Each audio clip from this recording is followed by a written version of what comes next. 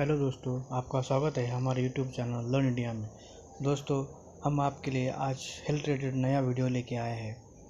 वो आपकी खांसी को नेचुरली ठीक करेगा। तो दोस्तों, आजकल बहुत लोगों को खांसी होती है, चेस्ट में कफ होता है, वो कफ जाता नहीं है और आदमी खांसता रहता है, तो बहुत तकलीफ़ हो जाती है।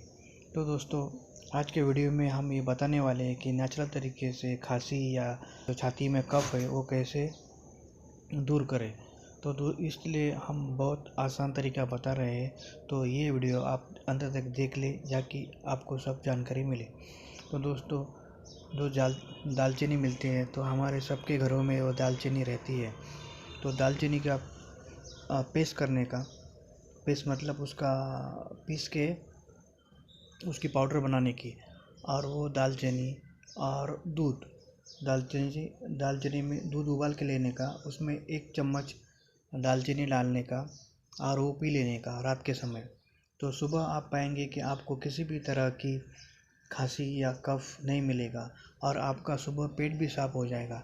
ये बहुत आसान और असरदायक तरीका है। तो दोस्तों, आपको ये वीडियो अच्छा लगे तो हमें लाइक कर देना है, सब्सक्राइब कर देना है और आने वाले वीडियो को नोटिफिकेशन देखने के लिए बेल आइकन बटा देना है।